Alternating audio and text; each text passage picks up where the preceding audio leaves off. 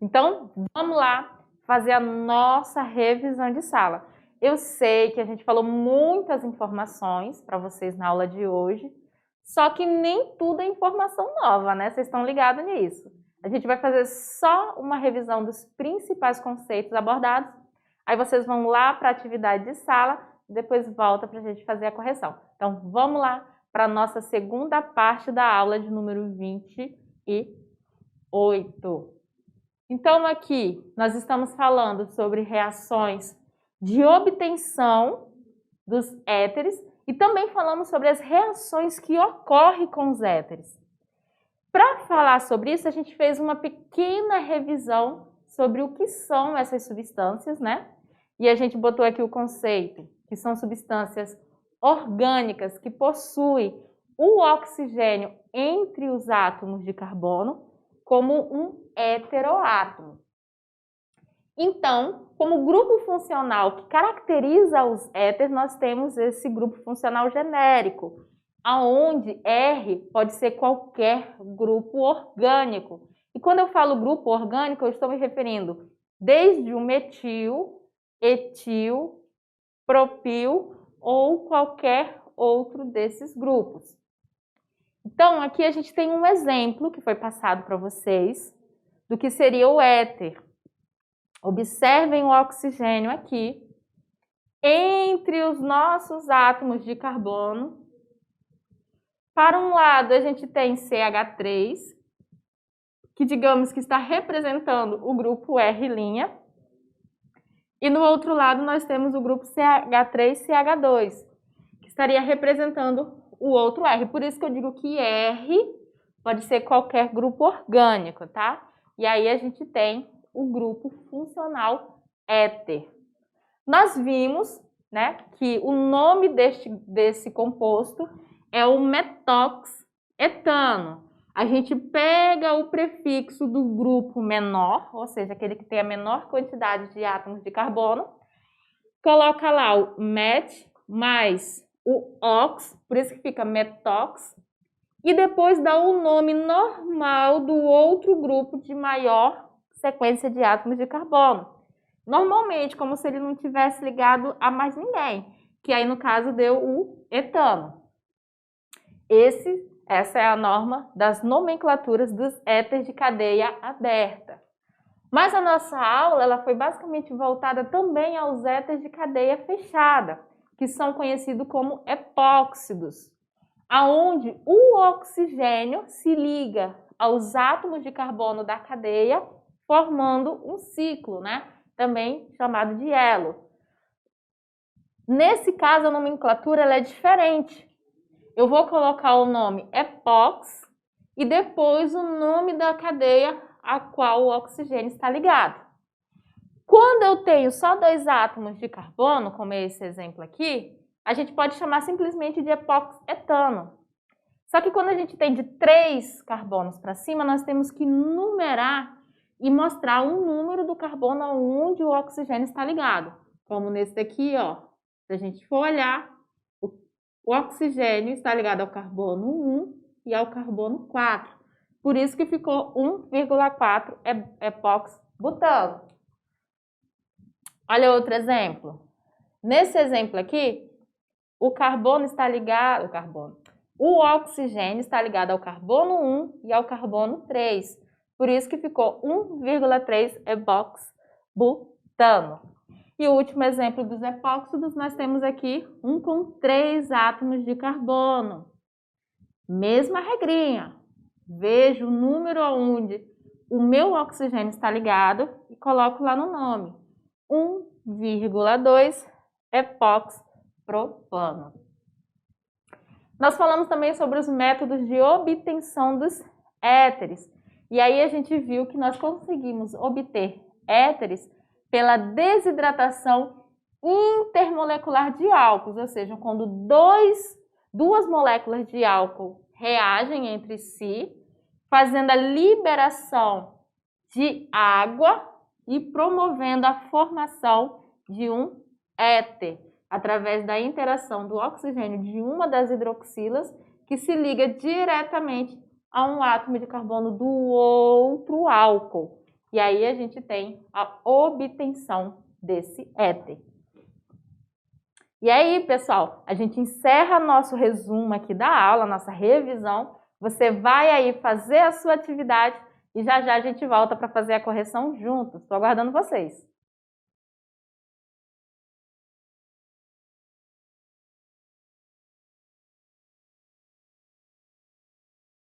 Aquela correção da atividade. Eu espero que vocês tenham conseguido entender os enunciados, o que está se pedindo. Mas se ficou dúvida de qual a alternativa correta, não tem problema não, que a gente está aqui para isso mesmo. Então vamos lá para o nosso Tirando Dúvidas. Questão número 1. Na questão número 1, olha o que o enunciado está falando para você. Ele fala assim: o etanol é o álcool industrial mais importante, sendo utilizado como ingrediente em bebidas alcoólicas destiladas, fermentadas, solvente, antisséptico, tópico, né? E etc. A desidratação intermolecular do etanol, realizada a 170 graus Celsius, produz um importante produto orgânico. Aí vem as alternativas para você marcar. Qual é esse produto orgânico que é formado pela desidratação intermolecular do etanol? O que isso aqui quer dizer para você? Não vem dizer que não quer dizer nada não, quer dizer uma coisa muito importante. Quando ele está falando desidratação intermolecular do etanol, ele está falando da desidratação de duas moléculas de etanol. Vai ocorrer uma desidratação entre as moléculas, por isso intermolecular. E aí ele pede para você determinar qual é o produto orgânico que vai ser formado. Vai ser um alceno, no caso o eteno? Vai ser um aldeído, no caso etanal? Vai ser um éter, que no caso seria o etox, etano? Vai ser um ácido carboxílico, que nesse caso seria o ácido etanóico? Ou vai ser uma nitrila, que no caso seria a etanonitrila? Qual dessas alternativas mostra o produto que vai ser formado pela desidratação do intermolecular do etanol? Aí fica fácil, né, gente? A nossa aula todinha a gente vem falando sobre ele, né? Eu fico até sem graça de botar na questão dessa, que nesse caso aqui a alternativa vai ser a letra C, vai ser o etox etano. E a gente viu na nossa aula essa reação, aonde a gente tem o etanol. Observe que são duas moléculas de etanol. Aqui é o etanol mais outra molécula de etanol. Então eu tenho 2 mols de etanol, digamos assim, 2 moléculas. O que vai acontecer? A parte polar dessa molécula, que é a hidroxila, elas vão interagir uma com a outra. Essa hidroxila aqui vai atacar o hidrogênio da outra, fazendo a ruptura com o grupo orgânico e formando uma molécula de água. O oxigênio da outra hidroxila, esse oxigênio aqui, o que ele vai fazer? Ele vai se ligar a esse grupo orgânico que está disponível aqui. E aí ele vai juntar as duas moléculas. Sai essa parte da molécula na forma de água e junta-se o restante através da ligação do oxigênio com a outra molécula do álcool, formando o etox etano, ó. Porque aqui ele tem 2 átomos de carbono, aqui também, ó, 2 átomos de carbono, por isso etox etano. Então a nossa alternativa correta aqui é a alternativa da letra C. Questão número 2. Na questão número 2 fala o seguinte: pela ação de catalisadores adequados, quando se faz uma desidratação intermolecular de metanol, obtém-se o éter metox metano. Quando se desidrata quando se desidrata intermoléculas de etanol, obtém-se o éter, que é o etoxetano. Aí ele pega, que produto, além desses citados, pode ser obtido quando se desidrata uma mistura de metanol e etanol? Então ele falou que quando a gente faz a desidratação de moléculas de metanol, a gente tem o metano. Quando a gente faz a desidratação de moléculas do etanol, nós temos o etoxetano. E ele quer que a gente diga qual vai ser o produto quando a gente fizer a desidratação do metanol com o etanol. Então, metanol é esse cara aqui, ó. Esse é o metanol. E ele vai interagir com quem? Com o etanol, que é este cara aqui, ó. Quando a gente tem a desidratação, o que nós temos? Nós temos o oxigênio, que se liga ao hidrogênio aqui, ó. Rompe a ligação com o carbono, rompe a ligação aqui com o oxigênio, e esse oxigênio vai se ligar a esse grupo aqui, ó, através deste carbono. Então, eu vou ter o quê? Eu vou ter CH3, que é esse cara aqui, tá ligado a quem? Ao oxigênio. Aí, o oxigênio, ele se ligou a esse carbono, só que junto com ele vem todo o resto da cadeia. Então, CH2, CH3. Mais quem? Quando o hidrogênio se juntou aqui com essa hidroxila, formou uma molécula de água, mais água. Aí eu pergunto, qual é o nome desse éter que foi formado? Para marcar a alternativa correta, você tem que saber as normas para a nomenclatura dos éteres. Você vai pegar o prefixo do grupo orgânico menor, que nesse caso o menor é esse aqui, e o prefixo dele é o met. Vai somar aqui mais ox e vai dar o nome do outro grupo normalmente, que nesse caso tem 2 carbonos, então vai ficar etano. Então o nome do composto formado é o metoxetano. Vamos olhar, é a letra A? Não. A letra B também não. Na letra C ele tem metoxbutano. Para ser butano teria que ter 4 átomos de carbono aí para frente, não tem. Letra D diz metoxpropano. Para ser propano aqui a gente tinha que ter 3 carbonos, não tem. Vai ficar a letra E, etano. Aí a gente tem aqui a reação, muito mais bonita do que a que eu desenhei, aonde o metanol vai sofrer a desidratação junto com a molécula do etanol. Aí as hidroxilas aqui, ó, que são as partes polar do álcool, vão interagir. Uma vai roubar o hidrogênio da outra, romper a ligação, rompe a ligação hidrogênio-oxigênio, e aí tem a formação de um novo composto, que nesse caso aqui é o metoxetano. E vamos para a nossa questão Se Liga no Enem, questão número 3, que é uma questão adaptada e fala o seguinte: a nomenclatura oficial de um éter, estabelecida pela IUPAC, utiliza como princípio o reconhecimento do radical maior e menor ligados ao átomo de oxigênio. Considere-se menor aquele que possui um menor número de átomos de carbonos, né? E maior o que apresenta um maior número de carbonos. Como na estrutura abaixo. E aqui, ó, se você for observar, nós temos um éter de fato. O oxigênio está aqui entre 2 átomos de carbono e nós temos aí a observação dessa estrutura. Vamos ver o que o problema quer que a gente faça. Eita! Qual das alternativas apresenta o nome oficial da estrutura apresentada?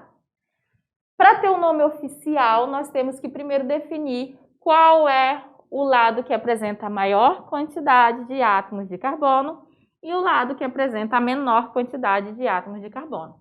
Então, vamos pegar aqui o lado esquerdo e vamos ver quantos carbonos tem. Ó, 1, 2, 3, 4, 5.